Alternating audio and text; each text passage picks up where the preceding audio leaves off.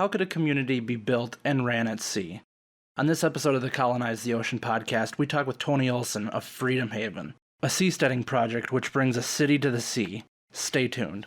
Welcome to Colonize the Ocean podcast, where we discuss oceanic colonization, exploration, and education with your hosts Adam Jewell and Brendan Traxler.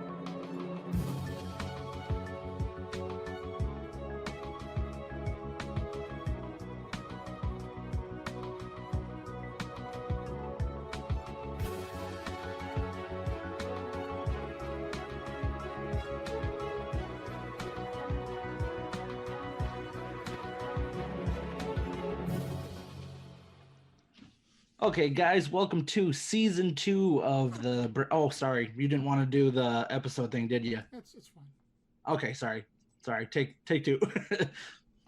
Welcome to another episode of Colonize the Ocean podcast. My name is Adam Jewell, and with me, as always, is my handsome, much more bearded friend, Brendan Traxler. Brendan, how are you doing today? I'm doing great.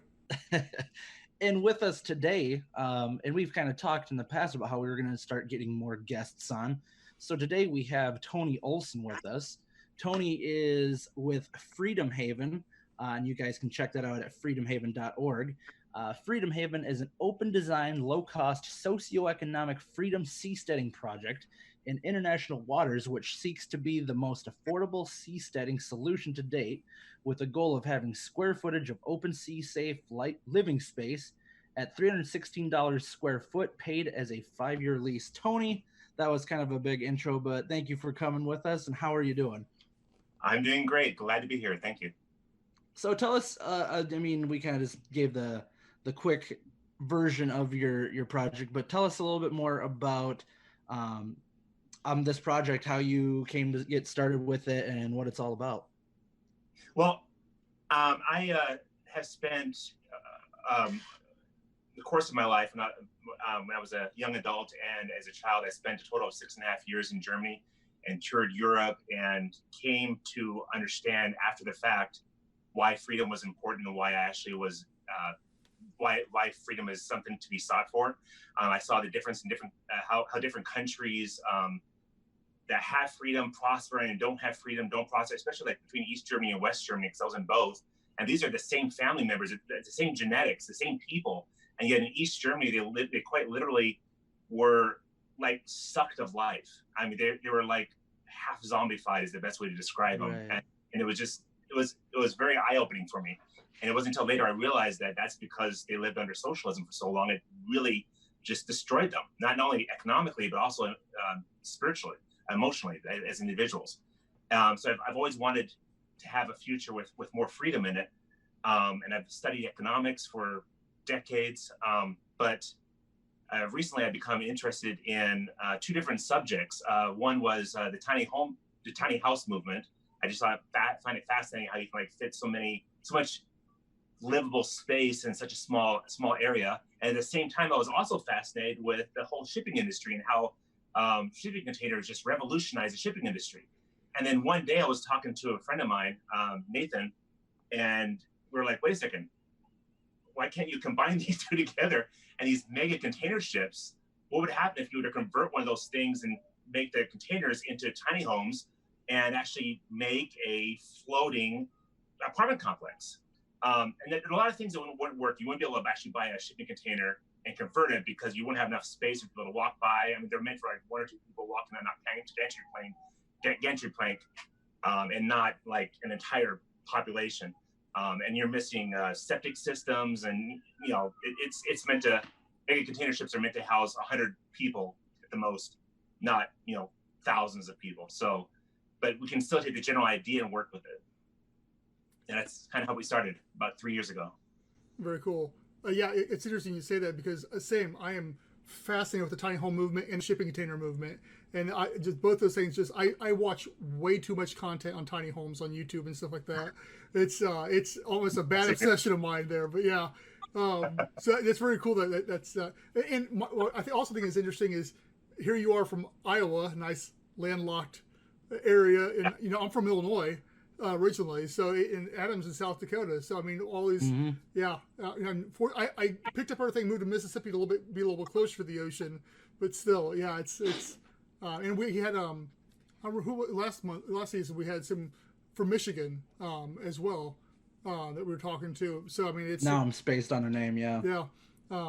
Because all these landlocked people are the ones that are really coming up with some of these ideas and doing stuff too. So that's kind of cool.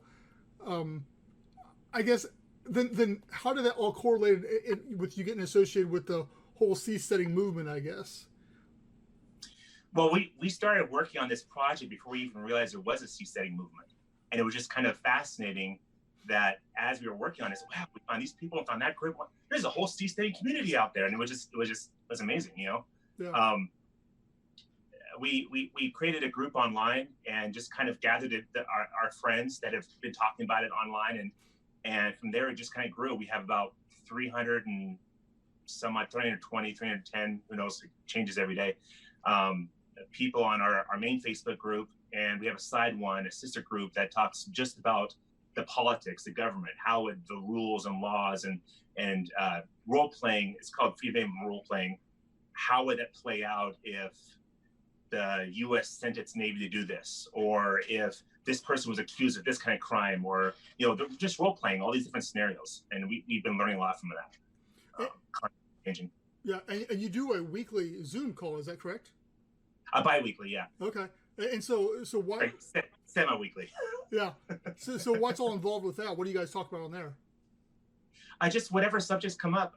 This time we'll probably be, our next meeting is actually tomorrow, and we'll be probably it's whatever people want to talk about, ranging anywhere from the designs, how it would handle big waves.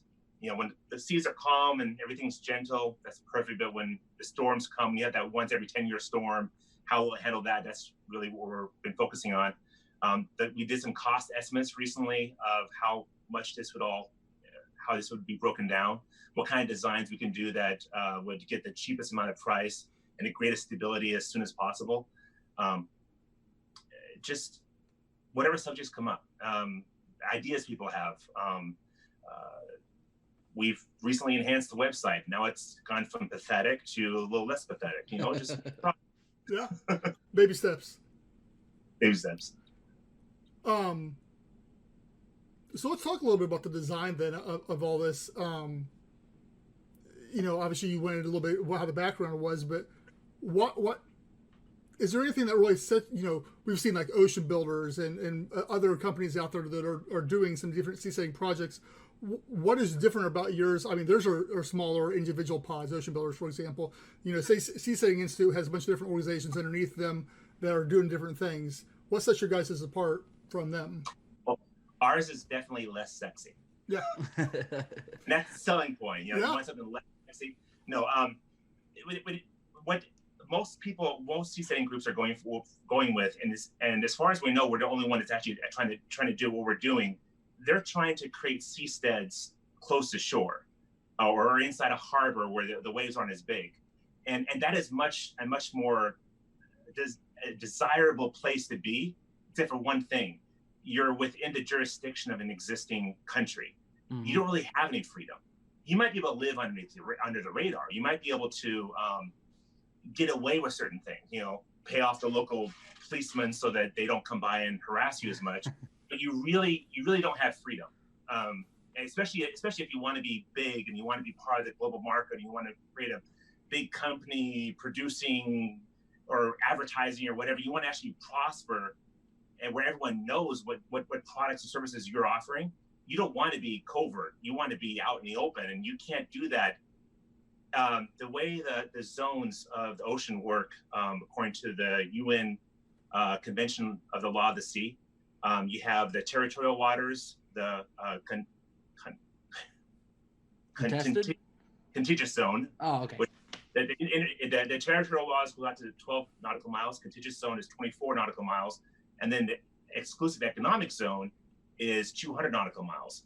Everything from 12 miles out is called international waters, but it really isn't until you go beyond 200 nautical miles. Because if you're within 200 nautical miles, the parent country still has authority to regulate all floating structures, which means they essentially still own you and they can control you. You're not subject to their laws, but you're subject to their regulations. So they can say, oh, well, we don't like what you're doing here. So because of this regulation, we're going to shut you down. So really, until you're outside that 200 nautical miles, and then when you're talking about 200 nautical miles out, that's like 230 miles. That's where the high seas are. That's where the waves can get roughed. That's where you're not just going to make a small little shipping boat that just, or some kind of little yacht that just kind of floats out in the ocean. You need to be secure and solid and be able to survive the biggest storms that can happen out at sea. That being said, as Joe Gruff points out in his Seasteading videos, there is a huge range of ocean violence. The waves range in some places to having a max wave height of maybe 5 meters to up in the North Sea, north of Europe, which has just broke the world record of 50 meters. And you can choose places that are much more gentle, depending on where you go. Yeah, and when you start getting out that far too, you start running out of continental shelf, so you're getting in deeper water too. So you got no way of necessarily anchoring yourself if you wanted to as well. But I noticed on your website you were talking about having a man-made island on that one design. So how does that all play into? Well, there are a bunch of sea mounts. It's interesting. You're out in the middle of the ocean where the water is 5 kilometers deep. And yet out in the middle of nowhere, there's this huge Mount Everest coming up out of nowhere, but it doesn't hit the surface. Mm-hmm. It comes to like 50 meters short of the surface, or 20 meters. And you can go out there in the middle of this ocean. You look down, you're like, oh, look, there are plants down there. Oh, look, there's a whole forest down there, and there's fish down there, So I mean, it's within arm's reach, but it didn't break the surface, which means it doesn't count as an actual island. Right. But we can anchor to that. Gotcha. Okay. Interesting. That's really interesting. I've never thought about that before. So, I mean, that's a really interesting aspect because, yeah, when you're like me and you're not as educated in this stuff, you think the further out you go, the deeper it is. And just, there is no, I guess there's no irregularities. It's all just, the further you go, the deeper it goes. And then you get closer to land, it goes back up. There is no, possibility of it being, I guess, different in the middle of it. So, I mean, that's that's something that I guess I've never thought of even with our project. On freedomhaven.org, we have a map that shows all the locations around the world that are below sea level until about 2.5 kilometers deep. Bathymetric maps. Instead of topography, it's bathymetric. And anything that's less than 2.5 kilometers deep is theoretically something you can anchor to. The Perdido oil platform in the Gulf of Mexico was anchored at 2.5 kilometers above the ocean surface, ocean seabed. So it can be done. It's expensive, and it's better if it's much closer, but there are a lot of options out there. So for anchoring it, that would not be a permanent solution, correct? That's just, or is that the intended to permanently be anchored to a seamount or something? Well, ideally, if everything goes well, we take one of those seamounts and build it up into an actual island. Okay. And if we actually build it into an actual island, like above water, and we get according to the Montevideo Convention, you need to have a permanent population. You need to have territory.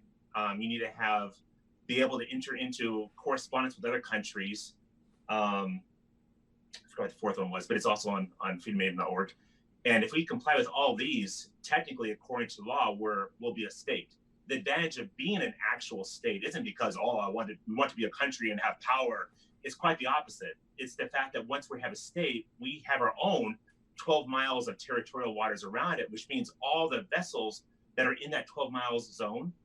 I mean, it isn't about the island. The island's going to be this tiny little thing that may have a population of 10 people. Right. And I'm sure the property value on that would be very expensive. No one's going to want to live on the island. They're going to want to live on the ocean around the island. But once you have that as a place that like the UN or International Maritime Organization they recognize your flag, and you have that 12 miles around it, that means that you don't have other countries coming in and harassing your people. You're going, legally speaking, they need to leave you alone, and that gives you the greater freedom. Fascinating. That'd be kind of cool, because then you could actually join the UN meetings and everything like that. You could go and be the representative of your island and just, put yourself up there with the rest of the guys. Yeah, we've heard great tales of your corruption from lands far away. Yeah. I'm sure you'd be right in line trying to join the UN after all that. So how big is this thing? Big. Let's just get really technical here. It's big. Yeah. No, it's about one barge is about 2 football fields in length and about 52 meters high, or 160 feet, 150 feet high. So it's if you have you ever seen one of those actual mega container ships before? Not in person. The new one. Actually, yes, I have. Yeah, I have. Yeah. Have you seen also like one of the huge cruise ships that come in? That I have not seen. Okay. The mega container ships are the biggest out there. Well, except for there's some structures that are bigger, and they would be even bigger than that if it wasn't for the fact that the Panama Canal has a size limitation. Right. So they're the biggest. I think it's 60 meters across, 400 meters long, and about 50 or so meters high. This would be essentially the same dimensions as one of those, except that it's going to be half of them, because each barge is essentially going to be like half of them that you can make a container ship, a little bit shorter than that. And it's built around these 3 septic tanks that are in the center of it, and everything flows into that, and everything's kind of built out from there, according to the shipping containers and so forth. So it ended up being about 156 times 3, 160 some odd meters long instead of 200 meters long. So it's a little bit shorter than half of it. So is there a reason why you went so big? Stability. Okay. As you get bigger, the waves get smaller. That's pretty much all. Because if it wasn't for the waves, I would much rather have myself one of those beautiful, sexy looking pillars with a little house on it out in the middle of nowhere. Because that is definitely much more attractive, and you have all this space around you, the water and stuff. One advantage, though, of having it this big is that means if you actually want to go shopping, or you want to go to work, or want to go wherever it is, you're not climbing down a ladder, getting onto a boat, someone else getting on a boat. You're just walking down the street like you would anywhere else, except that it would be actually closer. It'd be like being on an aircraft carrier, where you have the stores and except that you have a lot more of that. You'd have a huge selection, a huge variety, and lots of diversity, and lots of competition. Right. And I wouldn't sell yourself short, because myself, I like the industrial look of architecture and stuff along those lines too. So I'm all for that too. As much as I love how sexy those Ocean Builder Sea Pods are, I do really appreciate a nice architectural design too. So utilitarian is its own kind of. It is. Well, and when you look at it from a cost standpoint too, I mean, the less that you're putting in the cosmetic side of it, the stuff that doesn't necessarily make or break it really. I mean, you're saving yourself the money, and you're making it to be a more affordable project as well. Basically, the structure is big enough that if the world, the way the waves, the way rogue waves work, the rogue waves are the largest waves of the ocean that destroy ships. You have a storm where the waves are between 10 or 20 meters deep, and all of a sudden, out of nowhere, you have one wave that's 50 meters deep. And it happens from a couple different reasons, and one of them is just randomly the energies happen to coalesce, and so they combine together to form a very huge wave that's like 3 times as big as the ones around them. The world record is 50 meters. If one of those waves hits the structure we're designing, and by the way, the country's called Freedomhaven, the structure is called New Liberty. If one of those waves hits New Liberty, because essentially every structure will be its own government in a sense. You have this country, and you have every boat, ship will be its own state, so to speak, living within the Constitution, the umbrella of the Constitution.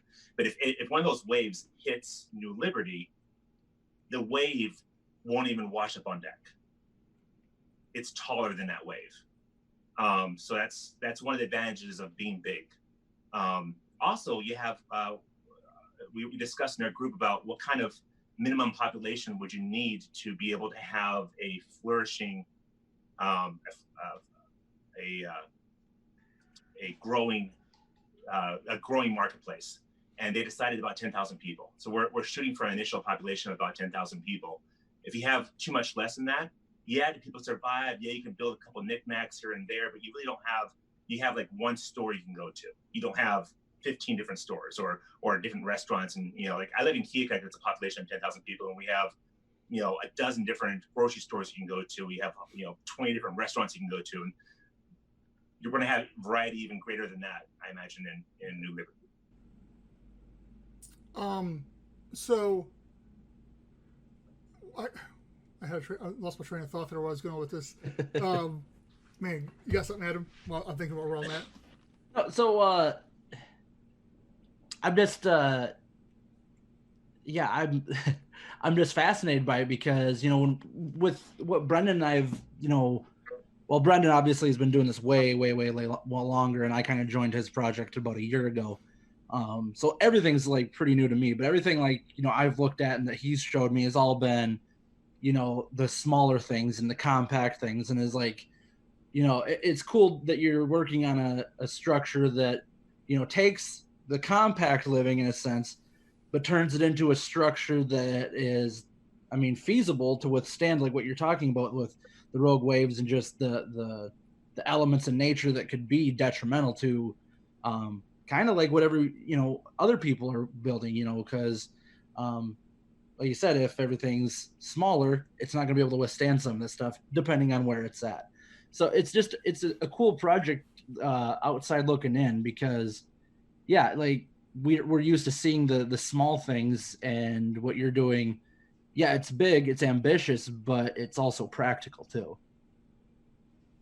We hope so. One other thing to think about, it's possible to have small little enclosed pods that kind of float with the waves of the sea, and the wave doesn't cause any damage. It kind of just bobs around, you know, and that works. The problem is if you have like a cluster of these, then they're being thrown as projectile against each other. One video I saw online talked about why this seasoned boatsman, he and his wife don't actually anchor when storms come. They don't anchor inside the harbor at the mooring buoys like all the other boats do. They anchor farther out at sea, or still in the harbor, but farther away from that whole group on their own anchor. And they said, well, why aren't you using the buoys? And he said, because every time one of these storms happen, someone's boat breaks free from the mooring and becomes a projectile that is destroying the other boats in its path. And every storm happens, that happens. So that's one advantage of having one solid unit as opposed to a bunch of little small units, because the wave, it's like a tornado. You know, a tornado wouldn't do you any damage if it wasn't for all the projectiles that is throwing around. Yeah, that makes total sense. Not trying to change vibe too much here, but so we're talking about basically a floating city here of 10,000 people. Obviously, you guys, well, maybe I'm wrong here too. Maybe you are thinking of every single aspect, as far as obviously you're looking at, you know, sanitation and all, and that's one of the biggest questions is, where does the poop go? You know, that's the other question that comes up every time. So what are you guys doing about that? We're designing, essentially the ship is designed around 3 large septic tanks.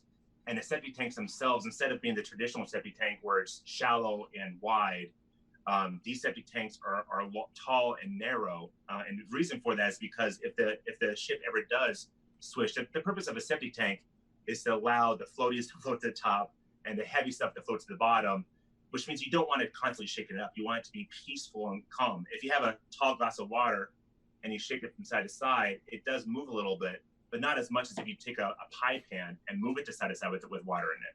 So you want to have a septic tank tall and thin. At least that's what we're going to be. That's a theory, and that's what we're building around.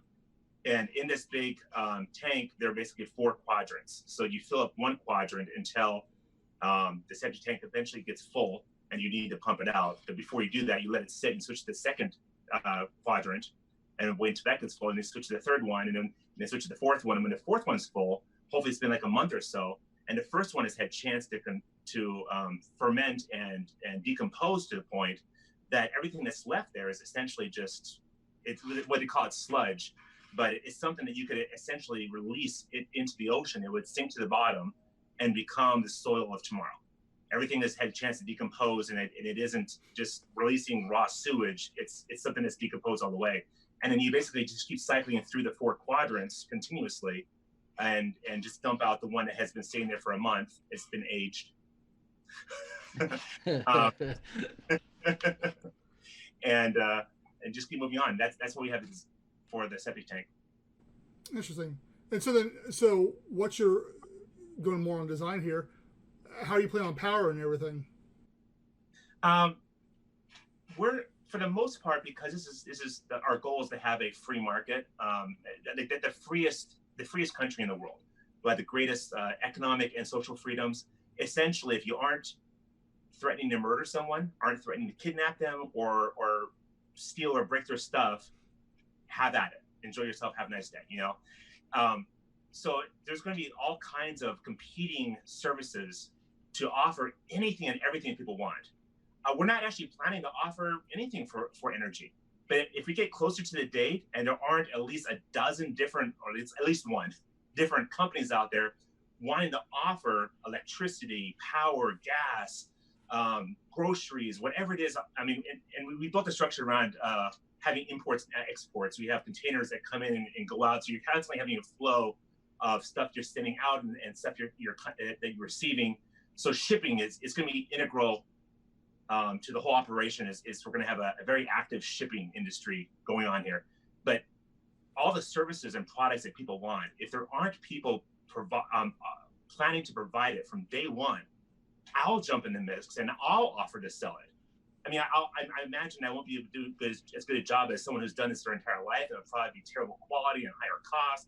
And then someone else will come along and they'll compete with me and do a much better job and then put me out of business, a week into starting my company, which is good because that means all the prices are going to go down, the quality's go up, and it's a free market, and I love it. Yeah, and that kind of goes back to my other point, where you guys aren't really trying to answer every problem there because it's a free market. You're allowing other businesses and stuff like that. So what is the business model, I guess? What is your business model then? The business model is we are basically renting space. There are some places where they say, well, we're going to sell you this space. But if you're talking about a floating structure, there is a lifespan to that structure. You can't buy something and 150 years from now expect it's still going to be there. Steel rusts, and at some point, all steel will succumb to the ocean. This is something new. We feel that the most we can promise is 5 years. We don't know what's going to happen after 5 years. We hope that it lasts for 50 years or 100 years, and we build the structure to last for a long time, but we're only going to guarantee for 5 years. So what you're basically doing is we call a 5-year lease on a 20-foot equivalent unit. And you're basically buying for it ahead of time. And that payment, that 5-year payment was paid all in advance.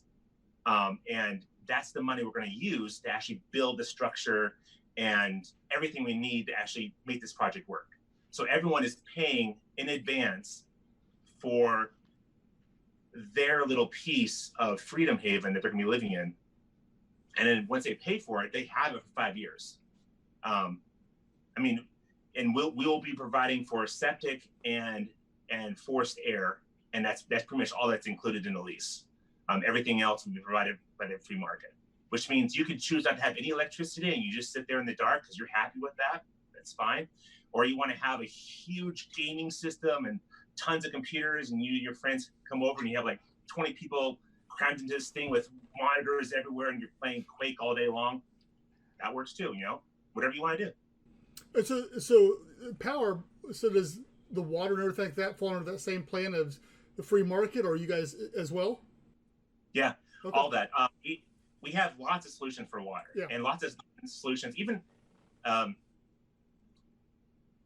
we discussed which services and products do we think would require more space than one shipping container, because those are the ones you really have to plan for. Because anything that can be fit, including electricity, that can fit inside one shipping container, you want, General Electric wants to come by and sell you electricity, right? So they have their shipping container. They come in and they have another one next door that has all the gas and fuel and stuff. They are ready to go, offering 50 megawatts of electricity from day one. Which of those services could not fit in that? And we went through like open air parks, swimming pools, a list of things like that. And New Liberty is planning to offer, at least initially, all of those bigger ones. We're going to have lots of open air people walk into, like a whole mile long path you can walk on the outside, not to mention miles of corridors inside. We're going to have a park, swimming pool. I mean, that's going to be easy. People can just enclose water in the ocean. And if you don't want salt water, you want freshwater pool, then you just enclose it in some kind of plastic or something. You basically have a bag out there, and you have the desalinated water on the inside and desalinate on the outside, and you had yourself a pool. There's lots of solutions like that. Yeah, very cool. Free water also ranges from people who want to buy imported water to desalination through electrolysis or pressure osmosis. I don't think I'm saying that right. Where they force it through these filters to get rid of the salt that way. There's probably a lot of different solutions and competitors. Unlike where you live right now, where you can choose from monopoly of water A or nothing, you're probably going to have, I would guess, at least 3 different people you can choose who you want to buy water from. This company may be cheaper, but the water tastes a little funny, even though it's safe. This one over here, it's recycled and it's not really meant for drinking. Or this one is pristine Perrier kind of water, and there's going to be a variety, and you can choose what you want. So you say that it sounds. Well, I'm thinking, I'm certain engineer brain going here, trying to think about this.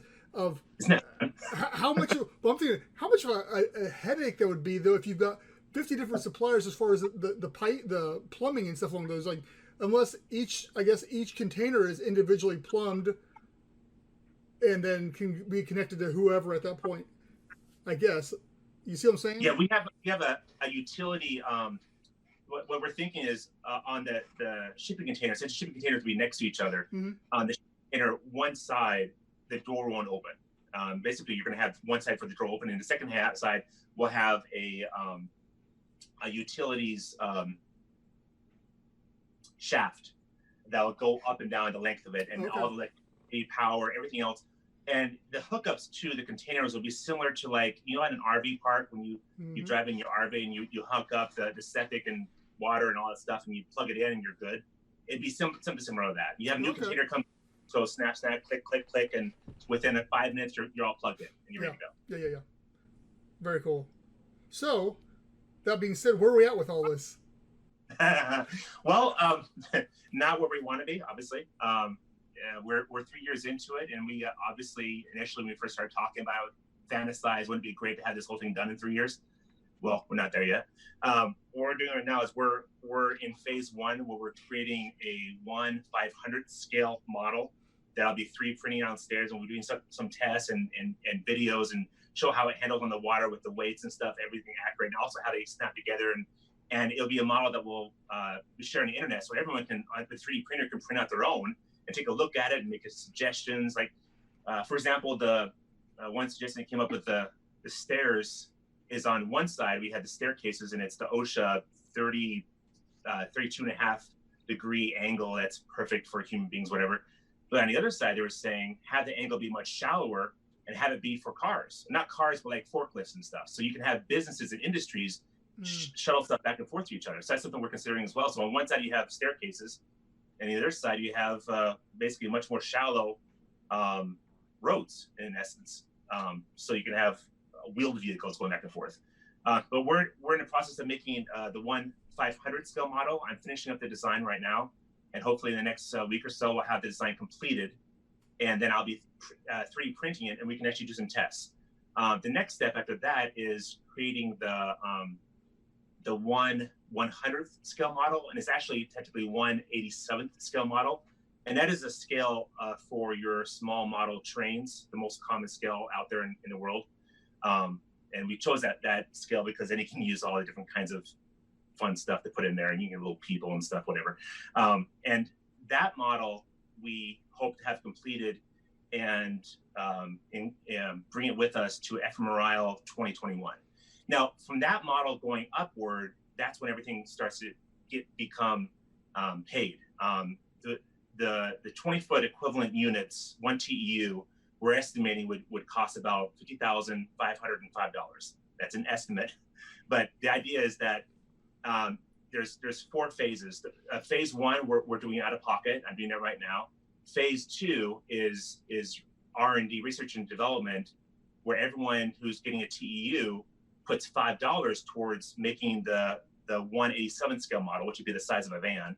And we're going to try to make that out of actual steel, which means it'd be very, very thin. So you have some child that puts their hand in it and they can actually break the model, because at that scale, you're a giant. So you have to be careful with it. But it would actually show how the thing would really stand up under those waves. And then the next step would be make a 1/10th scale model. And that's with everyone putting in $500 towards making this huge, the size of my house, $2 million model that would actually be in a harbor somewhere. And at each scale, you're taking it to a more violent marine environment, so the waves get bigger, and so you can actually see how it works, and you learn at each level. And then the final one, you make a 1/1 scale, you'd have probably someplace like Samsung Heavy Industries of South Korea. They've been making the best quality boats at the cheapest price. Love them, free market. And we probably have them built there. And that's when the final one is. And that's where our estimates come from. Our estimates for how much we think this would cost is based on how much the recent mega container ships have cost. The OOCL Hong Kong, which is actually already old because it's 2 years old, was like $180 million. We won't have the engine they have. We won't have a lot of the features they have, but we will have some other ones. Like, for example, we'll have a gantry crane and other couple of features. So we're assuming that per area, we're going to be about the same cost as they are, but it's still kind of an estimate at this point. That's kind of where this whole cost estimates are kind of based on. So, once again, that's a. I think you're taking a very interesting approach with the how you're funding it too. So I'm assuming that you got a very active following and fan base right now. If you're pretty confident of how that's going to play out, of your 300 and some on your Facebook group, are you saying most of those are pretty well engaged in it? Actually, no. Okay. The majority of them, just joined it because it was interesting. They checked out once in a while and communicate. There's only like maybe 10% of them that are actively engaged all the time. And this isn't the group that I discuss these with. I tell them that we're not trying to sell it to them. Right. If they buy it, that's great. Yeah. Why we want them there is not because they're future customers, but instead we share knowledge and information. We all want this to happen. So we have some people who've lived on boats for many years of their life. Other people who've worked on oil rigs. We have other people who've worked with concrete and steel. We have different experiences, and it's what they bring to the table knowledge-wise to help point out where we're being idiotic. Like, for example, the first designs we made three years ago are laughable. We still keep them up on our site, and we have the data on them. So so we're completely open on how idiotic we were from the beginning, but we've made so much progress, and it keeps getting better and better, which is why it's so fun when we talk to people about it, because they say, well, have you thought about this? It's well, open up to chapter 12. Have you thought about this? Well, open up to chapter 14. I mean, we've been for 3 years, we've been studying and exploring and going through various levels of mistakes until we've come up with the design we're at right now. And this design may not even be the final design. As we learn, the concept be growing. Yeah. Well, as soon as you start putting the thing in the water, I'm sure you'll learn 1,000 different things you didn't even think about. Yeah. So yeah, no, I get that, but yeah, it's still exciting. Yes. That's kind of been our path too. Is that the more we talk with people, the more people ask us questions. Either we have an answer for it, or it's like, oh wait, maybe we didn't think about that. And then it's something that you have to kind of work into it. And I keep saying we. This is all like Brendan's idea. I'm just here to help him with some of the podcast stuff. But I mean, but yeah, it's kind of been like that because you know, just like I said, even with like the social media, people would ask questions of like, oh, how does this work? Well, how do you plan on doing this? How do you plan on doing this? And either you have an answer or you figure one out, and I mean, then it only makes your product even better. And we found that the hecklers, the people who say this is impossible, there's no possible way this can work, are actually the ones that provide the best information. Because as they come out and says, well, it wouldn't work because of this. We're like, okay, we've done this. We didn't think about this. That's a good point. And so we changed the design, and now we thought about this, you know. And we just keep, you know, keeps evolving, and it's right. It's a lot of fun.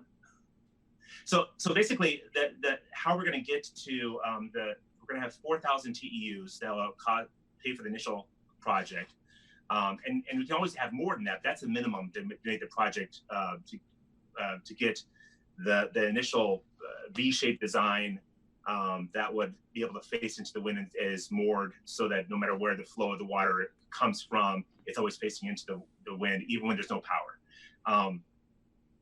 4,000 is a lot of people. Having 4,000 people who are, well, first of all, 4,000 people being willing to commit $5 for each container they're planning them, but buy, and someone wants to buy 10 containers, so they put $50 in, you know, whatever it is, that will be much easier. Then the next step would be $500 for each step. And you have to do each of the R&D levels before you can pay for the final one, which means if people want to come in later on, they're still going to pay for the 5 plus 500, and we're going to use that for whatever R&D we're doing at that point. So you can't say, well, I'm just going to come in later on and we'll just skip the R&D. R&D is part of the payment. But when you're paying for the $5, all you're paying for is the creation of that model. And the $500 is the creation of that model, which means you can come and visit it, you can explore, you can ask questions about it.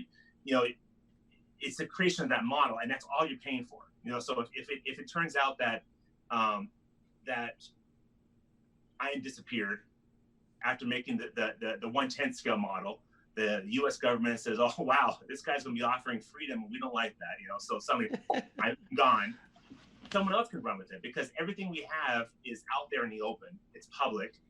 The model is still there, and they just continue with the next step, and it lives on. I have to say, I'm always a fan that like the majority of our guests that we have on our podcasts are very libertarian, and that's always been fun for me. So we try to stay non-political, because you never know who sides with what, but that seems to be about 90% of our guests, and that's kind of where we are too. So it's always fun to, like, for me at least, to hear the freedom the freedom side of all of it. Yes.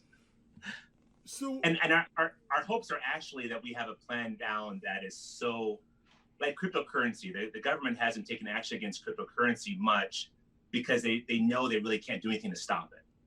As soon as they know they can actually stop it, that's when they'll be taking action. But they haven't. Right. Kind of sidelines. If we can put down a plan that's so bulletproof, hopefully I won't be disappeared. And that's the plan. I'd like to be around for a while. And if we can think of all these scenarios, which is why that role-playing group is so good. Now, how could our project be destroyed by a controlling government or bureaucrat that wants to stop us, you know? Yeah. Fortunately, if you get this thing going, like I've always said, my whole goal ultimately is to build the thing and then disappear and fake my death. So, you know, you can always do that too. So I guess to people listening to this, like, what do you need at this point in time? At this point, knowledge, information, feedback, visit our page, read our Constitution. What are we missing? Tell us, punch holes in it. Tell us what we're doing wrong. In about 2 months, hopefully, when we finish phase 1, the model, we have something we can actually do. We're ready for the $5 from each of the 4,000 TEUs. Then at that point, what we'll be asking for is $5 for each TEU that you plan to do. If you're having 1 TEU, like if you're wanting 5 TEUs, and that's $25, whatever it is. And we're actually going to probably have a Kickstarter campaign somewhere where the minimum thing is going to be $20,000, $5 a piece, and we would track who all paid into how much, whatever it was, and then we would build it and then have it built before next summer so we could bring it to ephemeral. After we build that one, and we have some there, we're gonna get a lot of press. Then we will probably be engaging Samsung Heavy Industries or whichever location is the best deal at that point, because things change, and ask them if they would be interested in maybe making the 1/10 scale model and the full scale model for us, and start engaging them going forward. One tricky thing with all this is that we can't, when we go to the $2 million and then the $200 million levels of the full scale model, you can't just take that money and put it in a bank account somewhere, because the U.S. government has full control over all the banks in the world. And if they want to, they can just, I mean, I've seen it. There's a checkbox they can check, and basically they remove all the funds, they freeze the accounts, and there's nothing you can do about it. So as soon as you put all that money in one location, it can be taken away. So we need to find some way to transfer it from all the people paying into it straight towards whatever company is receiving the funds for that part. So we never actually see the money. It's going straight, and we keep track of all. We get a receipt for every single one of those checks. So at the final one, the $50,000, one person will send a $50,000 check straight to Samsung Heavy Industries, and they confirm that they got this $50,000 check, this $50,000 check from these different people. We check it off and know how much they have. But this one's going toward buying a tugboat. This one's going towards, all the different things we'd be paying for. So we never actually see the money, and therefore it can never be stolen from us. Yeah. Okay. So obviously we've got your website, freedomhaven.org. Where else should people be reaching out to try to get a hold of you or to see what you're doing? Facebook. Go to our Facebook groups. The page itself is just a static page. It's much less interesting than our Facebook groups, where we have live discussions, images, and our semi-weekly Zoom calls. You can go onto our Facebook groups and find it there as well, and just join the discussion. Is there awesome? Yeah. Is there anything else that obviously there's so much we could talk about here. We could fill another whole hour discussing this stuff. But is there anything that we haven't covered that either you think is really cool, people should know about, or you want to dive a little bit more into? It's all about finding a location where there's no government, finding a platform where you're stable even when storms are bad, and having the right kind of political platform, a government that you're building off of. Most people look at what I have set out in the Constitution and call it an anarchy. I disagree with them on a technicality, because anarchy to me means no government, and there very much is a government there. I mean, if you murder someone, kidnap someone, or steal from someone, you will be stopped, if not made dead by the person who you're stealing from. But the Constitution is probably going to be a very, very tricky. The design, you can see, you can test it, but how to foresee that you set it up well so that it doesn't turn into a tyranny 10, 20, 30, 100 years on the road. The United States handled the Constitution. U.S. Constitution has helped the United States resist that for 200 years, but we've still been slowly heading down that road more and more. How can we have our Constitution do even better? Yeah. So people want to read that, look through it, and try to help us see where we made mistakes and what we're missing. That'd be great. Very cool. Yeah. Okay. I just wanted to make sure I didn't talk over you. I keep doing that. So you gave us so you said we can catch you on your website, freedomhaven.org, and you're on Facebook. So we encourage all of our viewers and listeners to go check that out. Catch up with Tony Olsen on those platforms, get in touch with him, check out his project. With this, right now as we're recording, we don't have the pictures, but as Brendan edits it, we'll have a lot of those visuals throughout this thing. So there will be here when you watch it. Well, yeah, so they already know that. Yeah. So I don't know why I'm even saying that, because it's been way too long since we've done this podcast. So now I'm all out of it. So once again, thank you for, taking time to join us, Tony. And, we're going to be keeping an eye on your project, and we wish you the best of luck with it. Thank you very much, and thanks for having me. Definitely. Appreciate your time, man. We would like to take this opportunity to thank our first patron, Edward. Thank you very much for your support. As a patron, you get perks such as early access to the podcasts and other videos. Plus, we'll have polls from time to time that you get to take part of. So we encourage you to hop over there for as low as $1 a month and support us on that. Thank you guys for tuning in again to another episode of Colonize the Ocean podcast. As always, you can check us out on our social media platforms. You can see us on Facebook, Instagram, Twitter, LinkedIn, Library, YouTube, Reddit. All you got to do is look for Atlantis Sea Colony and you'll find us. Also, if you're able to donate to help us support our project, go to www.patreon.com/Atlantis Sea Colony.